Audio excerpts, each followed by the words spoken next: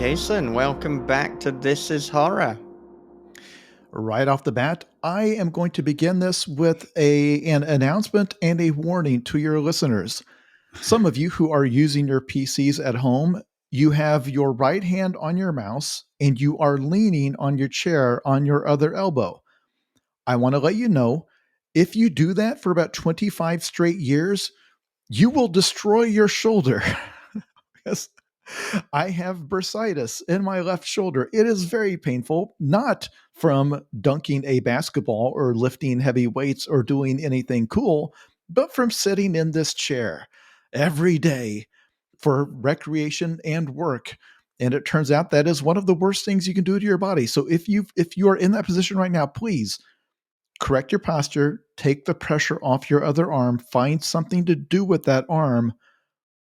I don't think they're going to have to surgically repair the shoulder. I think they will have to possibly do a cortisone shot, but it hurts a whole lot. And it is from sitting still in this chair, staring at a screen, having wasted my entire adult life doing nothing but that.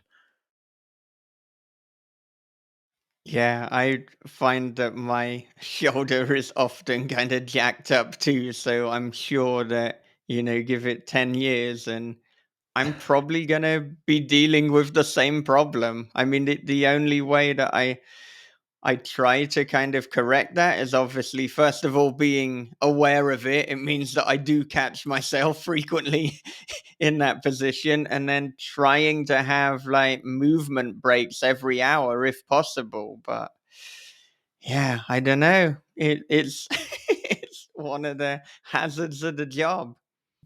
I have tried that once upon a time, trying to set little alarms for myself to like get up and look around and move or whatever. The moment I get really locked into a project or I'm writing, I just start silencing those alarms. That's the issue, Mm, is that it's the moment you're like focused and locked in, that's when you stop being aware of what your body is doing or of what, yeah, anything is doing. And then that's where 6 hours later you start to stand up and you're like, oh my God, I can't feel my legs because my yeah, thighs have gone to sleep because I was too locked into what I was doing. I have written too hard and destroyed my body in the process. I have yeah. podcasted too hard. Yeah, it's just not really as impressive, is it, than if you were like a professional wrestler and you're like, well, I've jacked my neck as a result of that. Someone like Kurt Angle, and it's like, well, fair enough. But it's if it's like, look, I've written enough books now, I've put enough podcast miles in, and that now I've got a bad shoulder. You don't get the sympathy, and you don't get the respect. I don't know what we're meant to do about this. I don't know. I have a divot. You're sitting there explaining that, and I'm like leaning on my arm, going, "That's where that divot comes from, my arm." Because I do that. You described exactly that, and I'd hate to tell my doctor. It's just like, well, how you think you messed up your shoulder? Well, I'm a writer, okay, and it's like, well, I probably have poor posture. Okay, and what else do you do? Like, well, that's pretty much it, man. It's like, well, what are you, well, a wimp or what? I mean, what's your problem, man? And I'm like, no, man, it's intense. You don't understand. That is, though, seriously, anybody listening, that is one of the worst things you can do to your body, is to sit in one spot and make just tiny little movements, because you're not stretching your ligaments and you've got muscles and the stuff that just kind of seizes up. Like, I have pain in my back and my hips. All of that is just sitting injury. Because for those of you who are new to me, I worked a series of office jobs in the 2000s. I basically had one office job during the day, another office job in the evening. Then when I started writing, that was my hobby. So it's work in front of a computer, different job, work in front of the computer, hobby, work in front of the computer. And it was just sitting in front of a screen every waking moment, except for, when I was commuting or eating or whatever. And having done that, yeah, I said 25 years earlier, it's been half my life. It's the worst thing you can do to your body. It really is. You have to somehow get a standing desk, which I do have one of those. I paid a lot of money for one that's got little hydraulics on it that will raise up something, because it will seem fine in the moment. I'm 48, so I'm not a super old man, but I'm definitely not young anymore. I'm realizing that same thing goes for diet, things like that. The stuff that was no problem when I was 25 and when I would write for 18 straight hours just on one cup of coffee after another, and eating whatever, candy or whatever I had at my desk just to get me through. That was fine in my 20s. I have tried to do that schedule in my late 40s, and it felt like I was going to die the next day. Yeah.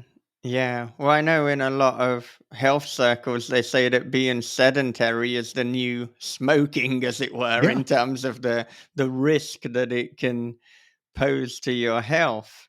And I mean, you said you've got a standing desk now.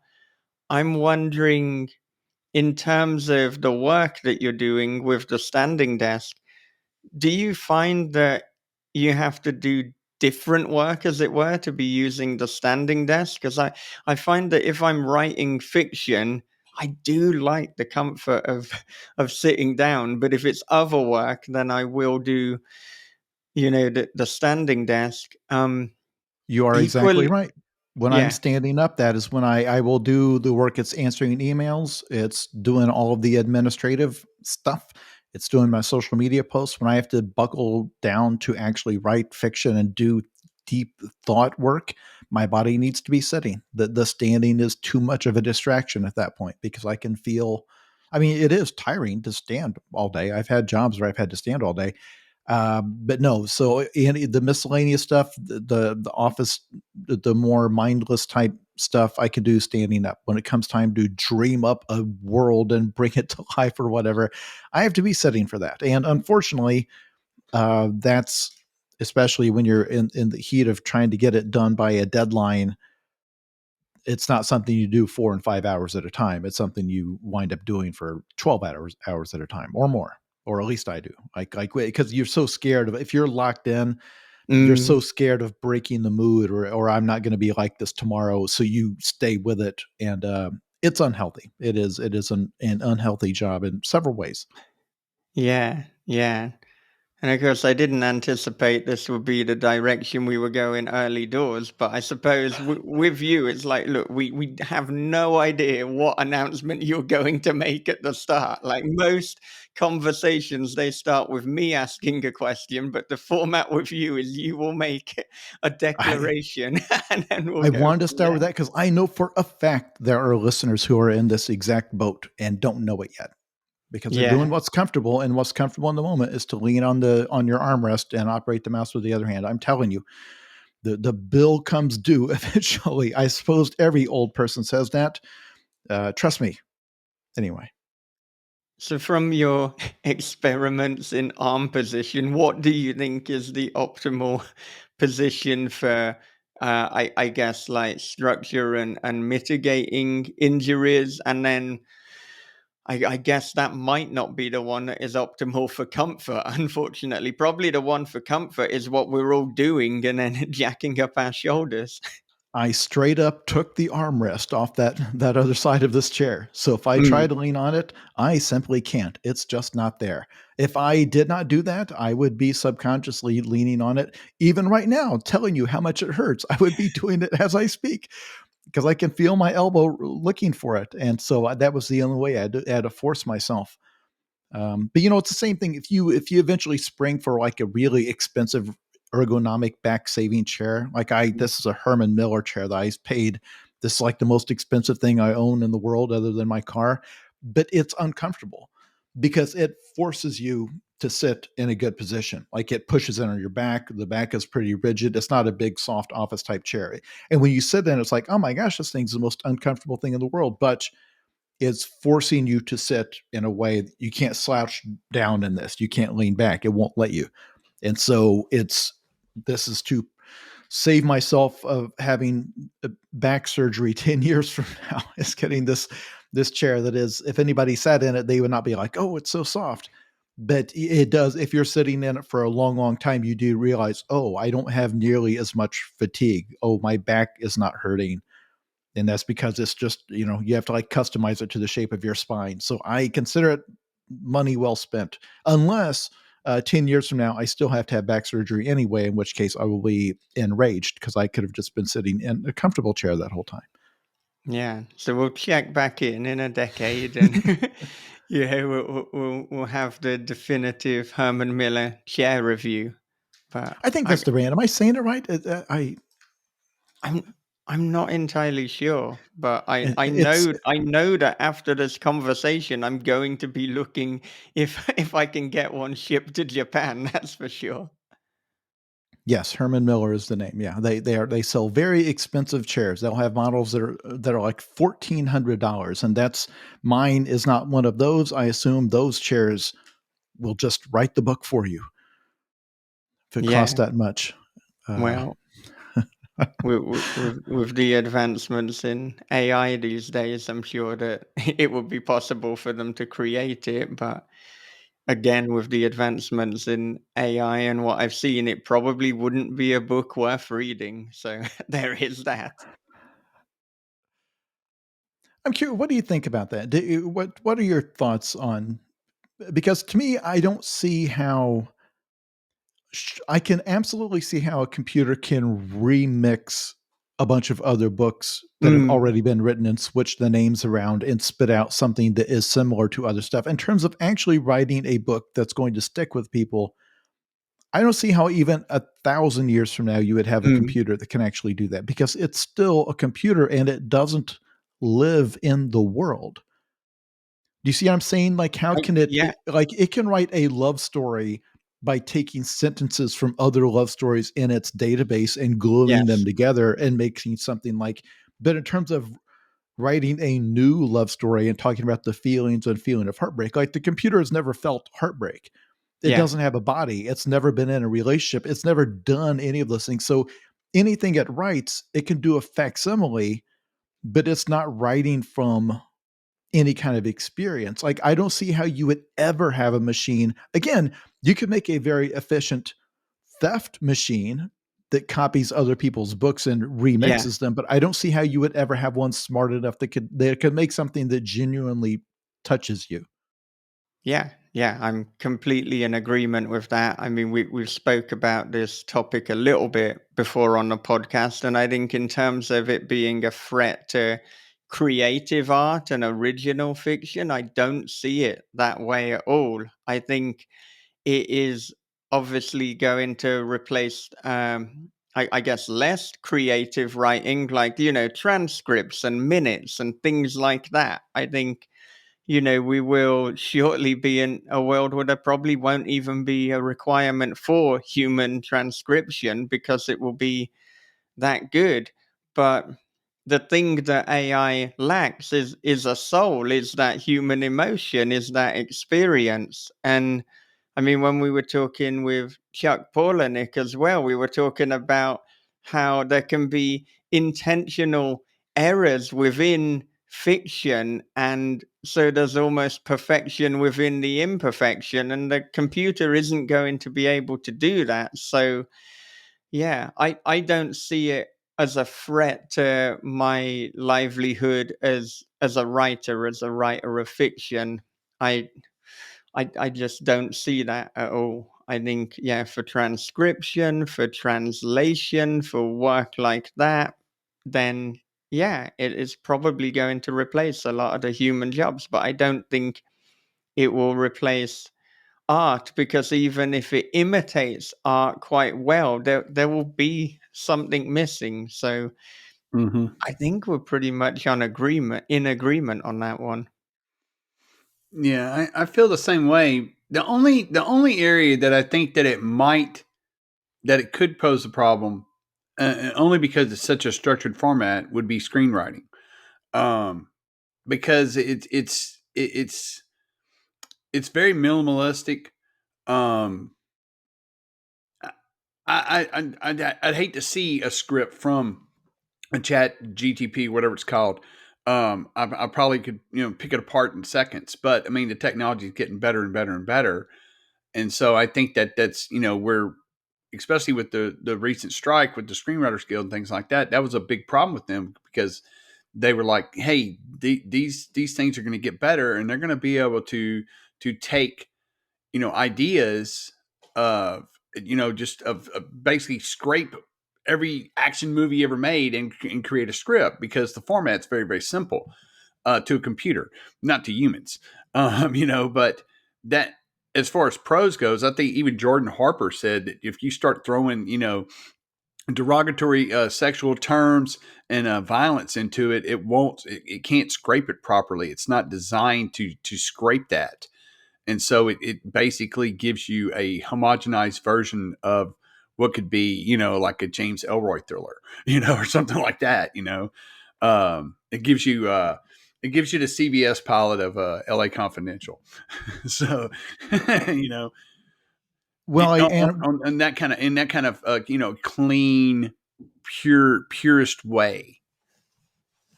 what the complaint among the screenwriters was that what the studios were going to try to do was let the AI spit out a draft that's garbage, and then hand it to them and hire them to do a rewrite, Mm-hmm. because what they have to pay you is completely different between buying an original script and hiring you to fix a script. So if you Right. have the robot churn out a formulaic romantic comedy and say, okay, we're going to hire Jason to come in and punch it up with actual human lines and language and jokes, the stuff the computer can't do, and that will save us from having to credit any person with the idea or with the story, or the story is by the robot. And what the writers were correctly saying is, you're asking us to write the whole thing. Like, what you've given us isn't going to help. You're just giving us a template of placeholder garbage that we're gonna have to rewrite the whole thing anyway, but you're doing it so you can get out of saying that it was our story and our idea and having to pay us for that. So Mm-hmm. the issue with AI, even in the short term or probably even in the long term, is never what the machines do. It's what the bosses think the machines can do Right. and what they try to do with it. And then the whole thing with the Screen Actors Guild, that the contracts they had been having them sign was, if you're an extra on a film, because there's so much CGI in movies these days, they would always do a scan of your body. Like, that's part of the couple $100 you're getting paid to be an extra. But it's like, okay, now we get to use the scan forever without paying you again, because now you're just in our database of background actors. So we don't need to hire you anymore. We can just plug you into the background of, you're now fleeing villager number 3 in this fantasy movie. Uh, thank you very much. Will just use that forever. So same deal. The issue with, you can't blame the machine for that. That is the bosses trying to get away with not having to pay people anymore. Right. And have you had any kind of direct impact from AI at the moment, or from not even necessarily to your work, but from the attitude and the response to AI? I wonder if there's been any knock-on effect for you day to day. Not yet, but I think it will soon impact everybody, because you have so many companies that are going forward with using it without waiting for it to actually start working. So there's a scandal that pops up every couple of weeks on Twitter where they will catch a company that clearly had an AI write an obituary, for example. Or in sports writing, they're doing this a lot now. Like instead of having a person write up a summary of the basketball game, they have an AI that can look at the stats and then just do a write up that's like, well, the Golden State Warriors ended the 5-game losing streak of the Memphis Grizzlies when da da da da, because it doesn't need flourishes of language. It can just take the raw data and summarize it. And it so frequently gets it wrong, and the weird phrasing that it uses, it sticks out like a sore thumb. And even on something that is not hugely consequential like that, one, it still took work away from a person somewhere. But two, it shows that they are trying to push and see how much they can put the stuff out into the world before there's pushback, before people notice, before it actually affects things like traffic and ad revenue. Because there's a lot of attitude, especially on online publishing, that You do the bare minimum quality that people will tolerate and no higher. And if this lets them save some tiny amount of money, they're going to do it. So I think all of us have interacted with AI recently, and most of us probably don't know, or if we do know, we only noticed, well, that was kind of weird how they, like, the phrasing of that was all weird. And a lot of people don't realize, no, you're looking at AI. There's no person on that byline.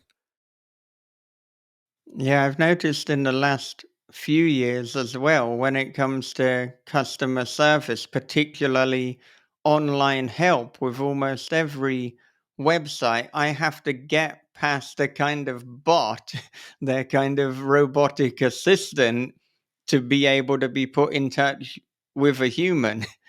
And that, I mean, that happens on Amazon, that's happened on countless retail websites, and it's kind of infuriating because, I mean, if it was just something I could look up, then I wouldn't need to talk to customer service in the first place. So it's almost trying to work out what are the key words that I can use to get to the human quicker. Yeah, refund my money now, bitch. Is it on the card? I do not want a gift card. Damn it. I use those words. I usually get a human, but I gotta say, my last refund through Amazon, that my mom bought something, I had to return it, and she didn't get paid back on her card, and I went to the chat, and I got a human instantly. I can tell that this was not a bot. This was actually a human, and it was an instant thing. Um, and so I felt really good about that too, because I mean, they were like, "Hey, she can check our card now. We have totally, completely refunded the product, and the money's on her card. There's no waiting or anything like that." And I called her and said, "Hey, call your bank." And she was like, "Yeah." She goes, "It's there." And it was like $100 something. And so I think a couple bucks, probably a bot, but something like that, you're probably going to have, a human interaction. Yeah, I was pretty happy about that experience. I wasn't yeah. happy with the product, but yeah. No, no. And it occurs to me that even when we speak to a human, so often they're following a script anyway. So it's Hmm. not Hmm. even actually a regular interaction. And sometimes I just want to be like, look, let's just go off script here. What is it you can actually do? I know that you don't give a shit about this, and you don't have to keep telling me how important I am to you. I'm not fucking important. You're having a hard day. You're not paid enough for this bullshit. What is it we can actually do? Yeah. But I will say that, because it's like, we're the book that I'm on here talking about, it's a sci-fi series. There's 3 books. There's almost no AI in these stories. And I gotta admit, I don't find it interesting to write about. And I guess it's funny because the sci-fi I grew up with, and Isaac Asimov and all of the greats, like, it's full of stories where they're using robots and AI to explore themes of humanity. That's why a character like Data exists in Star Trek. It's because you get to question all of these things about what it is to be human, and what does the world look like when machines can think like people. My books take place in a future where they basically never interact with AI in any significant way, or at least not the way we think of it, where it's a robot that you can converse with like a person. And I guess I never thought about it, like, why I don't make that a bigger part of the stories. But it's funny because it almost feels retro to me, because you watch sci-fi from the 1950s, and there's a guy in a silver suit playing a humanoid robot, and they were so certain that that was going to be a part of the future. And it there's a lot of automation in our world, but it doesn't look like that. You don't go to a restaurant and have a robot come and take your order. It's a lot of the things that they assumed we would have, a robotic housekeeper, things like that they had in the Jetsons. So I don't find it interesting to write about, because I think of it as like a retro technology, because retro sci-fi was so heavy with robots. And that's, I don't know, that's kind of weird, because something like that is going to arrive. They will have robotic nurses in nursing home. That will occur at some point. It's just a cost issue, right? Yeah, yeah. Well, I think the thing is, and when looking at your Zoe Ash series, I mean, you're tackling issues that I feel are more important or are more within the zeitgeist at the moment, like this constant surveillance state, but it's a surveillance state of our own making. I mean, we thought when we read stuff like 1984, George Orwell, that it would be like the government and the authorities that would be monitoring us at all times. But actually, we've created it. We are broadcasting our own life. We have chosen to live like this, and even if we haven't personally chosen, enough people have chosen for us that any conceivable action could be on camera. And for the people that have not read the series, it's it's in a future, but not a distant future, but it's in a near future where basically their version of the internet and social media is it's a world where everybody has a camera pinned to them. It's the accessory everybody has. Where everybody has a smartphone now. Everybody has a little because they're little cameras size of a button, or they can be in your glasses or anywhere that doesn't interrupt your outfit. And there's drones everywhere, and every car has cameras on the dash, which there's some countries where they come standard like that. And their internet, where as a user, you can hop into any feed anywhere. So, in theory, anything that's occurring anywhere in the world, you can go look at it live. Like you have a God's eye view of the world, basically. But it means that your behavior is dictated by the fact that the moment you step outside your door, you are probably or almost certainly on camera. Whereas now, in theory, you could be on camera anywhere, but you still assume that you're not. Like Mm, if you went to a restaurant with a friend, you would still be fine, like telling off color jokes or telling secrets because you assume nobody's listening to us. But if you're in a future where with 100% certainty multiple people in that restaurant have cameras on their bodies and that they can record you from across the room because that's the technology, they can hear what you're saying. Yeah, you are now in the panopticon. You are being observed everywhere. And you combine that with a culture of people that also kind of like to tattle on each other, mm, where it's not just that you're on camera or always being watched, but that there is this culture of being able to catch each other saying things or doing things, and kind of policing each other's behavior. Yeah, you've actually created something weirder than Big Brother, because Big Brother at least would have laws written down, whereas here mm. this is like you can just violate the vibe and suddenly have the whole community turn against you. Yeah, yeah. And it occurs to me in all the conversations we've had, we haven't ever kind of got into the Zoe Ash series in depth. We've touched on it and some of the themes, but I mean, let's kind of go back all the way to the first one, to futuristic violence and fancy suits. So this came out after two of the John and Dave series, but how did this come about and why did this come about?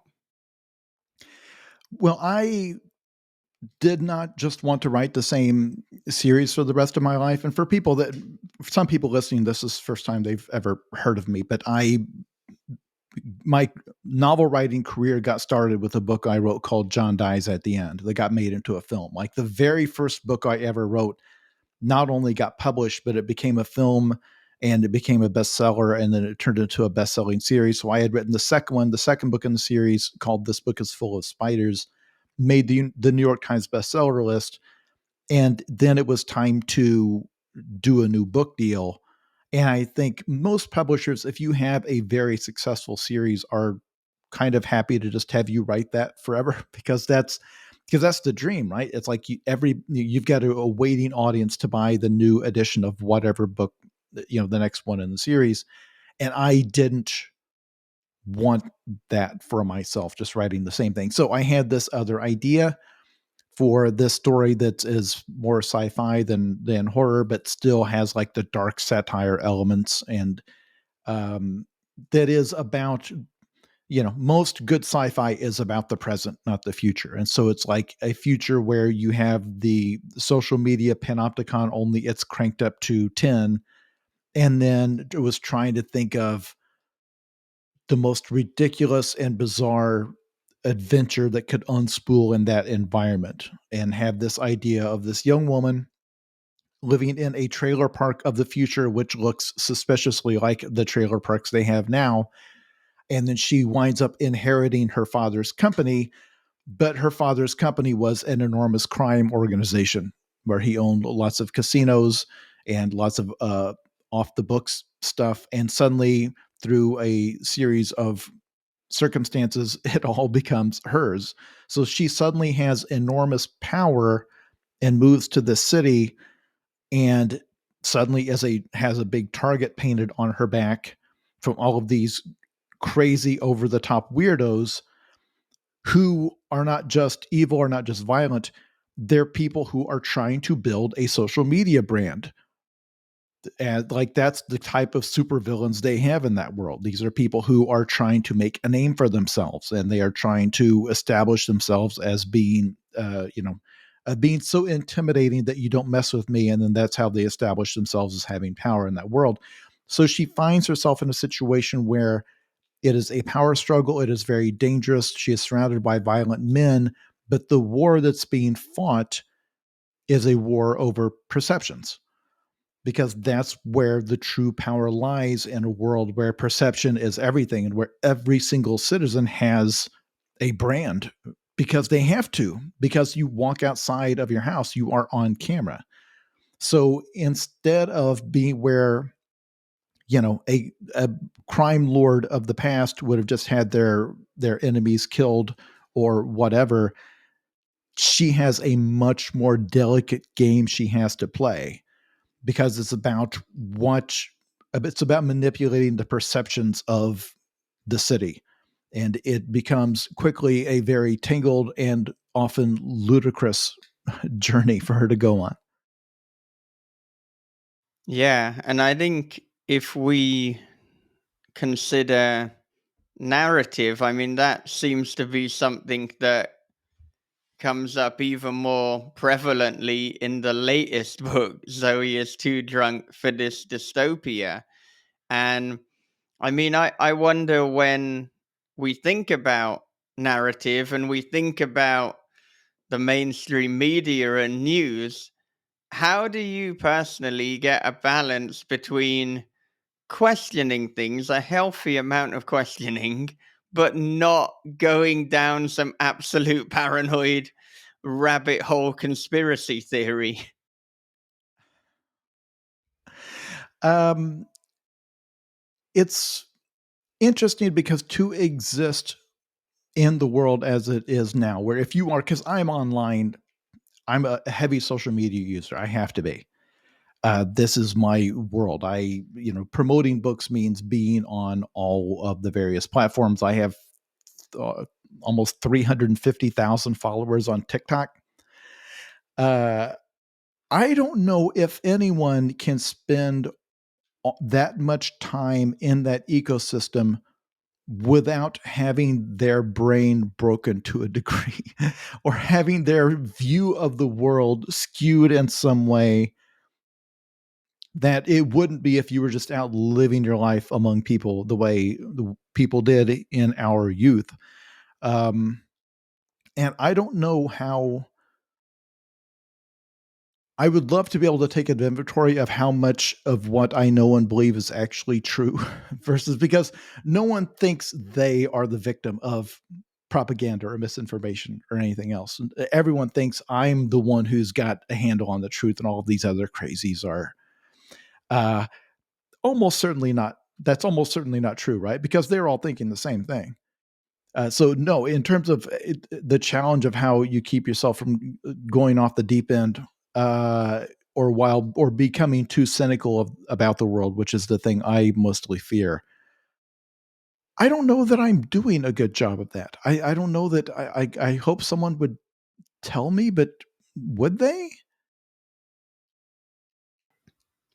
Yeah, I mean, it's an interesting question as to whether they would or wouldn't tell you because I think we've all got or had friends that have jumped down the conspiracy theorist rabbit hole, and it can be a difficult conversation, and it's like, well, how much do we kind of raise this with them? How much do we engage? Because I mean, I don't like the idea of like writing off a long-term friend because they have some wacky ideas, but then obviously there's going to be a limit. There's going to be a point where it's like, no, this is too far.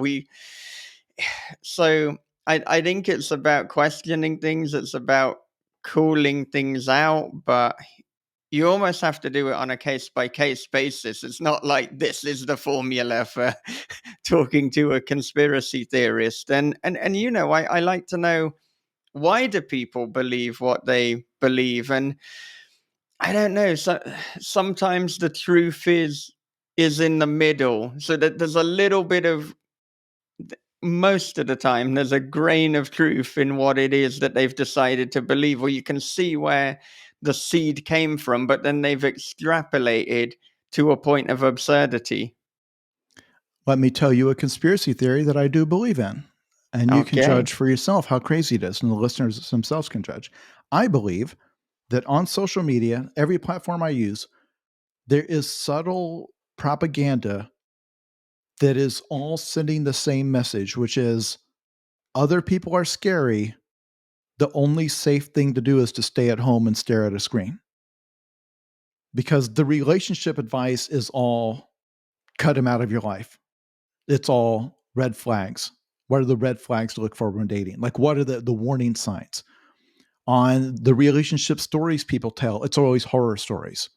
I found out that my kids, weren't mine, or I found out that she had done some horrible crime, or vice versa, or the guy, who I found out that he had murdered his last girlfriend. Like, it's all stories about being with other people is terrifying.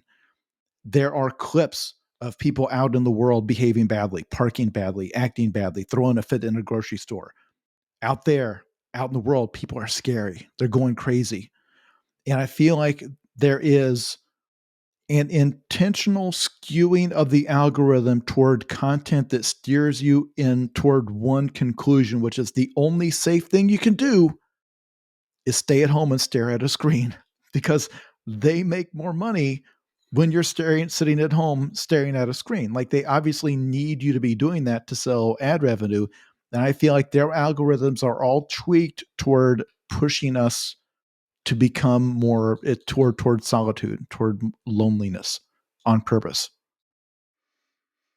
So in terms of that conspiracy, I mean, who do you think is kind of in on it? And I mean, could you speculate as to where do you think it started, or which social media network or website was like, right, this is where we're going?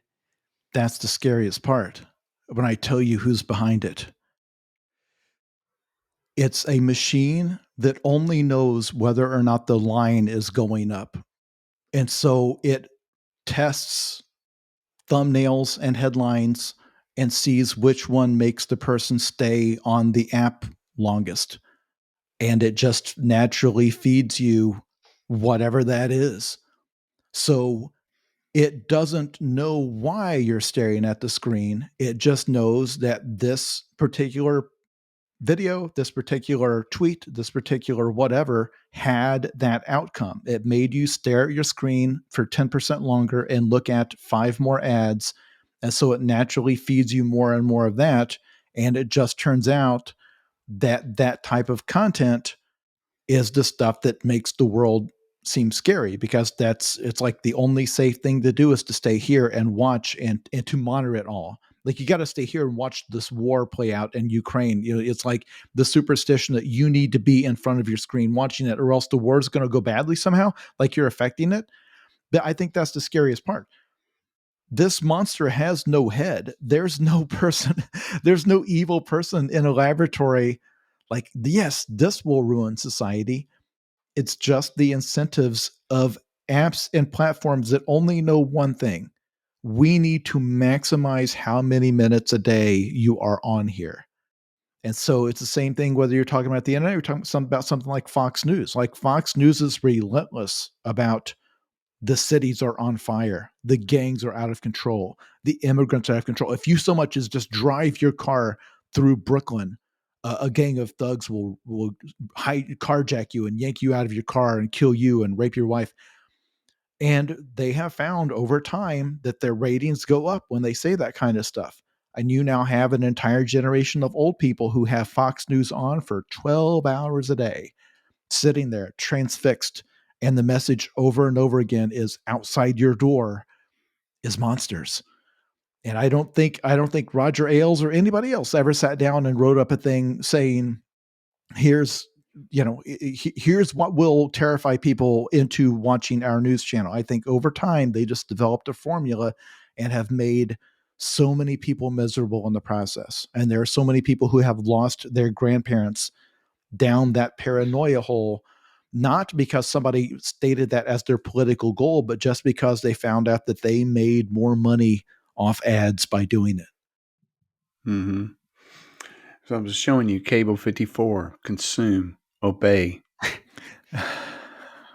This is it's sentient because I mean it's they live on a social media scale. If you watch TikTok, I find myself getting stuck in these videos of people screaming at each other. I know exactly what you're talking about. And And it's like you get to where that's all they show you because you've looked at it long enough. That's how their logarithm works. And so if you want to screw up their logarithm, then I start watching clips of George Carlin and Christian Johnson and other comedians. And the next thing you know, my feed is nothing but comedians. And so it's yeah, like I know what you're talking about because I've manipulated TikTok to where I can, and it's funny because you can do it. You just got to. It's how long you look at something. It's how many times you go back to it. The next thing you know, your feed starts filling up with things that you've been watching. So it's to me, it's like it's not really conspiracy theory. It's just they're fucking really smart and know how to make that ad revenue work out. it's I for people who don't follow me on TikTok, and I'm Jason K. Pargin on there because I kind of accidentally went viral on there over the course of the last year. But I've tried to do videos that are just little fun little factoids and trivia and stuff like that to try to not like I rarely post about any kind of a controversial topic or whatever. I also have tried very, very hard to train that algorithm away from feeding me outrage content. Very difficult to get it to stop. Very difficult because I have made it very clear I am not on TikTok to have somebody claim that the whole thing that's happening in Israel and Gaza, it's actually a conspiracy involving a canal or something, or stuff from Ukraine where it's a Russian news outlet claiming like pictures of destroyed Ukrainian tanks or whatever. It's like I'm not here for that. I don't trust you to feed me that information. No matter how many times I click not interested on those videos, and try to always like I will like or repost or watch cute animal videos. I will get more and more cute animal stuff. It will still try to feed me. Look at this horrible crime that happened in Chicago. Look at this gang Mm-hmm. of people who went in and destroyed this Walgreens store. This is happening everywhere. Watch out! Don't go to Walgreens. There'll be a gang that might attack you. That trying to hit me with that people are monster stuff. And you talk about the videos of people screaming at each other. It tries to paint a very specific portrait of all human interaction is a minefield. Like out in public, there's somebody waiting to scream at you, or you're going to embarrass yourself, or something. Like trying to make people seem scary. And I feel like it keeps falling back to that as its go-to. Because if you're out with people, you're not staring at your phone. And again, I call it a conspiracy theory because I feel like they could maybe not do that if they chose to. they but it's the one there's a bunch of different genres of videos that all ultimately feed back into that of here's people being awful out in public, here's people fighting, here's people, I get a lot of fight videos, I get road rage videos. Getting, driving in your car is dangerous. People are crazy out there. You could be in a road rage. Like, I've never seen a road rage incident in real life ever. But on here, it's like, it's just constantly, the real world is scary. And I'm someone who has a job that keeps me indoors almost every day. But it's like, I don't know if the algorithm, even if it's trying to reassure me that I'm not missing anything by going out there, um, or if it's just detected that I personally find that stuff compelling because, if you want to keep a person wrapped to a screen, it's you scare them. But far and away, that's by far and away the most effective thing. And that's something, that's not a necessarily a TikTok thing. I think, it was the 1950s when TV news producers realized this. So it is a mass media thing. It's just that it has become so more sophisticated as a machine, because I know that newspaper editors realized in the 1800s that a headline about crime or whatever sells more papers. But now that they have data that's so granular on your exact behavior and the exact thing that keeps you staring at the screen for 1 minute longer than you would have, it's scary because most people don't. I call it a conspiracy theory because most people don't think of it in terms of that, of this algorithm is trying to change who you are. And it's trying to change how you behave, because most of us think of it as this innocuous thing. Just TikTok, it's a distraction. It's like, it is, but these are also precious minutes of your life that you could be spending doing anything else. Right. And I certainly wanted us to talk about TikTok. And when we first spoke to you, I didn't think that talking about TikTok was going to become a recurring theme. But here we are, because there's kind of been an evolution in terms of your own journey with TikTok. So the first conversation we had, you said that you didn't fully understand it, that it frightened you, that you just weren't sure how to use it. Now, in the second conversation, we opened with you confessing that not only had you joined TikTok, but you'd now had a number of videos go viral. And now, 1 year later, I would say that there is an argument that you are now an influencer on TikTok. You are one of the more known people within genre on TikTok. So, I mean, we need to talk a little bit about this. I mean, I signed up for their monetization in the spring. TikTok is now half my income. Really? I make as much Wow. money off TikTok as I do off my books. So in the past year, my videos have been viewed almost 500 million times, billion with a B. Uh, I have like I said, it's almost 350,000 followers, and then the collective likes on the videos is something like 40 million or something like that. So this has taken over my life in the last year, which, uh, for the people who don't know me, I'm a 48-year-old man. I did not think TikTok was. Again, 2 years ago, I thought it was just like teenage girls, and they were like pointing at words while a song played. That's entirely, that's all that TikTok was. I know, and people started telling me last year that, well, no, it's there's a lot of book reviewers on there, a lot of authors. Brandon Sanderson's on there. A lot of these authors are getting on there, even older people like you. You really should be on there. They said. So it was in August of last year, August of 2022, that I finally joined, spent like 6 weeks observing and trying to figure out how it worked, because it has this inscrutable algorithm from the user's end.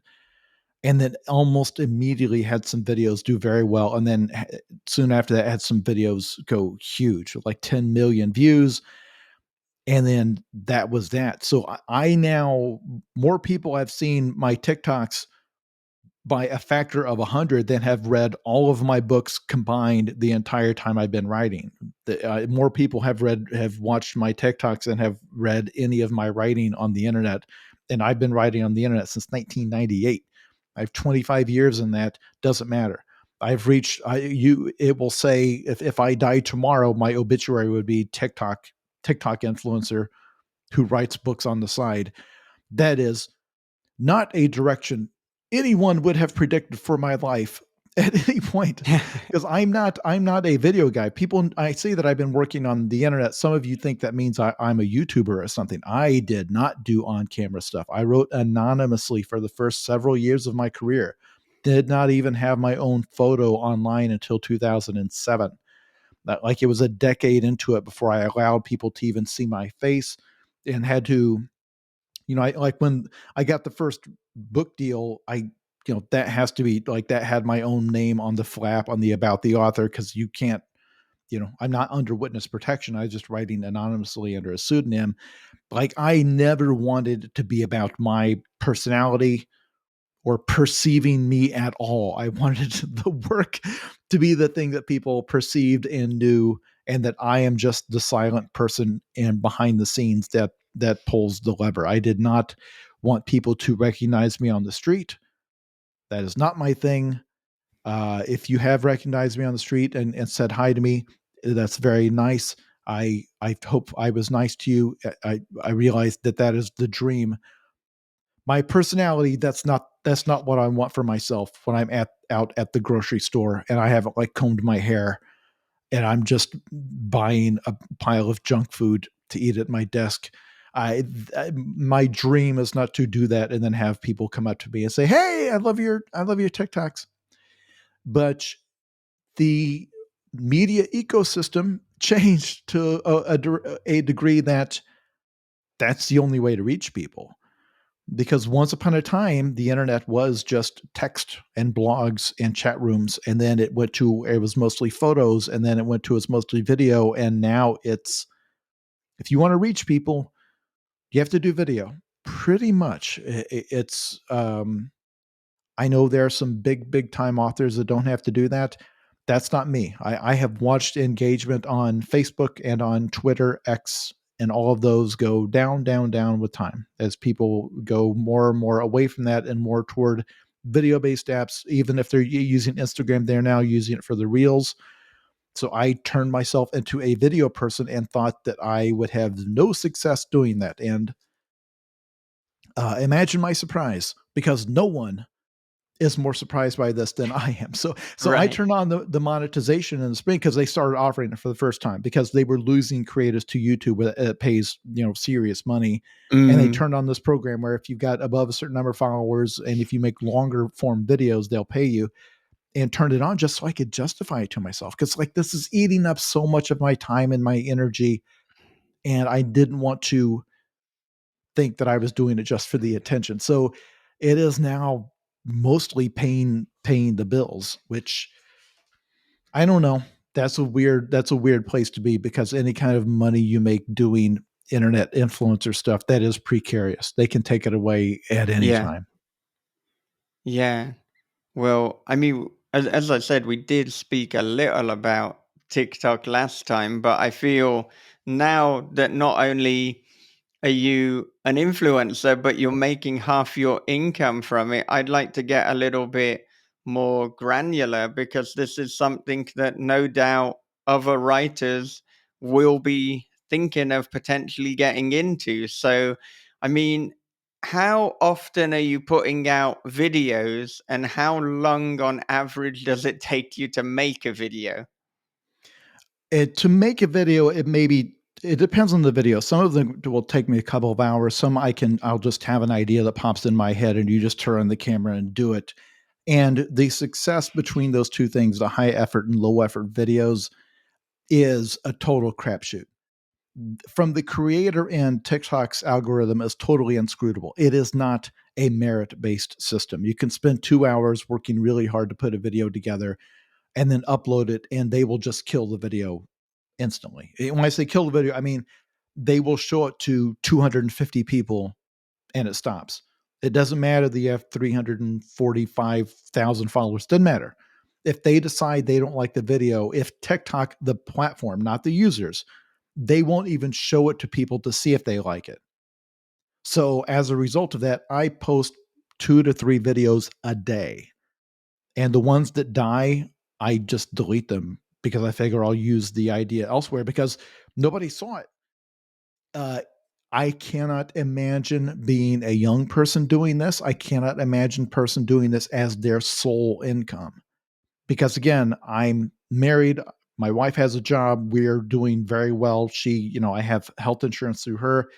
If I was 25 and trying to pay my rent purely with TikTok, it would be a mental health meat grinder because the I will have a day in revenue where I will make $26, next day $27, next day $2,500, next day $32, next day $105.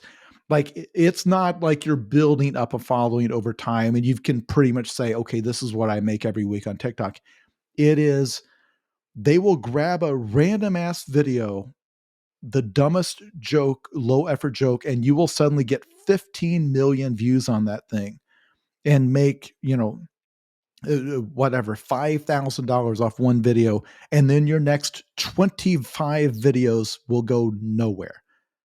And it is so random that it's like having an angry, insane God in charge of your life who just, and I mean God in like the Greek God sense, where the gods are all cruel and random and are just toying with you. So me having it as something to do on the side of my book deals, that's one thing.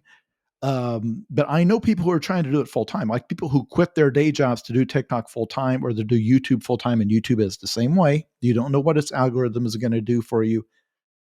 It is like it's an anxiety machine for me, and I have so much less at stake than some of these people because I see some of these people like they'll get their account suspended, and TikTok doesn't tell you why.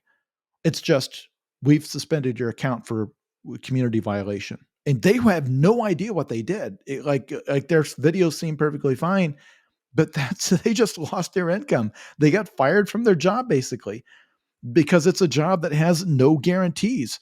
It has not just no union, but none of the guarantees that would come with any other kind of employment in the United States, where just they can just arbitrarily kick you off the platform and you have there's no recourse, there's no appeal. That they just do it for reasons that are only known to their machine. Like I think in many cases, no human looked at the thing. So you have somebody that was making 10 grand a month on TikTok, and then suddenly it's just gone.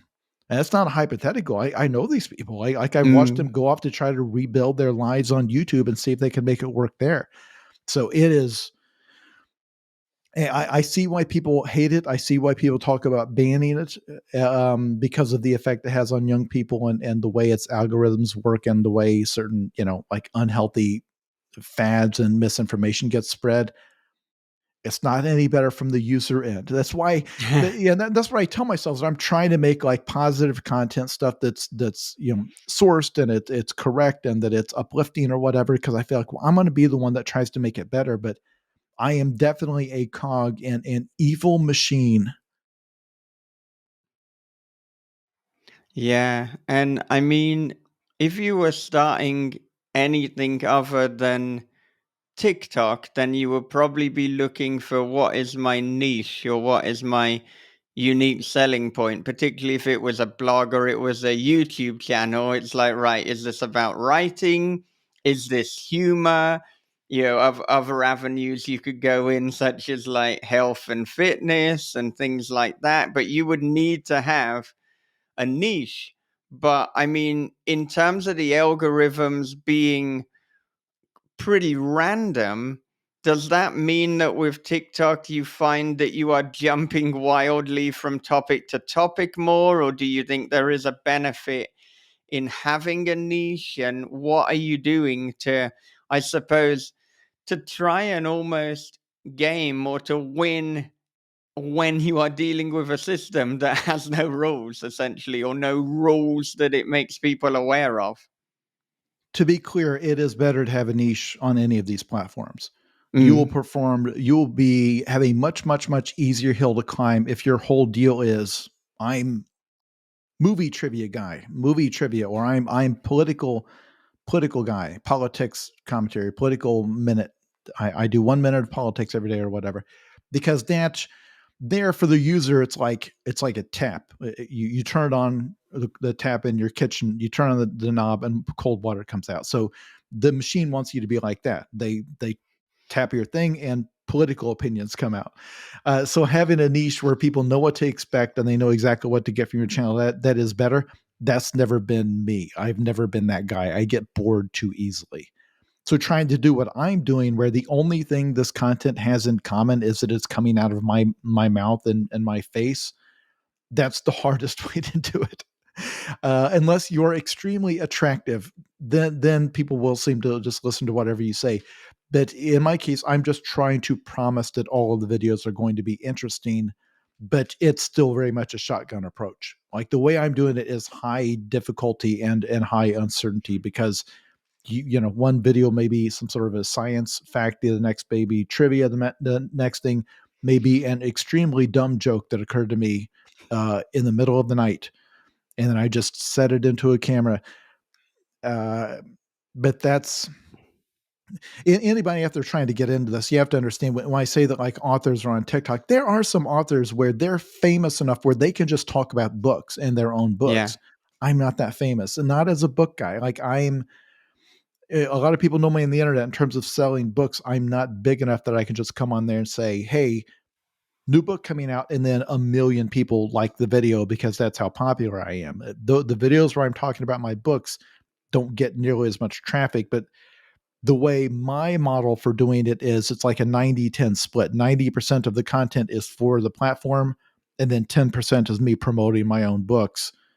And it's like that 90% builds up the audience of eyeballs that you can then show the 10% to. And then of that 10%, some smaller percentage of them are readers, and then of them some smaller percentage will actually fork over the money for a book. So, and that has worked out very well. Like the launch of the new Zoe book, it went very well. It went very well because of TikTok.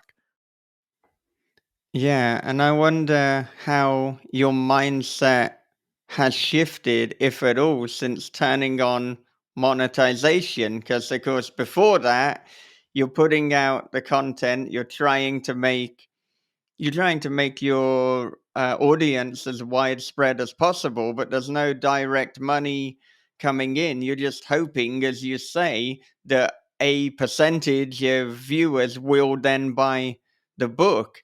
But now, because every video is potentially monetized, yeah, you hope that there'll be more readers, but any video in and of itself can become a money maker. So has that change the way that you approach TikTok or the kind of content that you create? Here's the thing: getting paid for art changes how it lives in your brain. You guys know what I'm talking about, right? The stuff that you make Yes. for fun versus the stuff that's now either it's your paycheck, or you're hoping it's going to be your paycheck. It changes where it lives in your soul. It just does. Anybody out there listening whose long-term goal is to take something you're currently doing as a hobby and eventually make it your job, I'm telling you right now, the moment it becomes your job, your relationship to that hobby will change forever, whether you want it to or not. I can see that with TikTok because initially I was having fun because it's a toy to play with. If you're a creative person, TikTok it's a lot of fun because it's zero effort. If you don't want it to be a lot of effort, like you turn on the camera, just talk. Like it's easier than even typing out a tweet. There, you actually have to type out something. You just turn on the camera and talk. 15 seconds, boom, put it up, and see what happens. Having a toy to play with, and then having a toy to play with that occasionally promotes your books, and instead having a part-time job you're doing to help fund your retirement, because that is how you have to start thinking when you're pushing 50, because you suddenly have friends who are starting to retire who are only like 3 years older than you because they had government jobs or whatever. It's like, no, I retired at age 54. Uh, it is the classic thing that everyone's going to go through, because it's like, do I still have the freedom to make these as stupid as I want or as weird as I want? Because you do learn there are certain videos that, of the ones that are successful, they tend to be of a certain type of video. And so the way TikTok monetization works, contrary to what people believe about TikTok, they will only pay for videos that are over 1 minute long. They want longer content now because TikTok was famously like Vine. It was like 5 seconds or somebody lip syncing to 10 seconds of a song or whatever, and then it's over. And they intentionally wanted um, longer content. Well, I now know when I start my day, a longer video on some kind of a topic that has some sort of hard information in it is most likely what is going to earn me some sort of money for that day and make me feel like I'm not wasting my life on TikTok as a 48-year-old man. That's not the same stuff that I enjoy making. And so now, 14, 15 months into this, yeah, I am clocking in to TikTok. It's a time clock. It's just we're punching in because it's like, no, this is my hedge against the books not selling or not getting another book deal. I've got this second stream of income set up because it's the same thing with the books. In theory, I could write an extremely weird book, something so weird that I know nobody's gonna read it or enjoy it. But when the book deal is your entire job and your entire income, kind of no, you kind of you could write something like that as a hobby on the side, but I can't spend 2 years writing something just because I think it's funny and 3 of my friends would find it funny and no one else. And in a perfect world, like I would. I like every artist, everybody, every creator wishes they could just play in that space. Just play, just do something weird, do something new. Write a book that's in a totally non-traditional format. Write the whole thing so that it rhymes. Get stupid with it. Do something fun. I can't do that. Not if I'm paying the bills and I'm not Stephen King. I'm not somebody who sold 30 million books. I've sold a lot of books. I get to do it full time, but it's the same thing no matter where you're creating. Every YouTuber has dealt with this. Every podcaster has dealt with this. Like you start to learn what the audience will respond to, and then what the audience responds to dictates what advertisers respond to, if that's how you make your money, or what your Patreon subscribers respond to. If you're trying to gain more subscribers. And over time, the audience's tastes kind of become your taste. It's not that you sell out, it's just that you get scared to do anything other than what is going to pay your mortgage.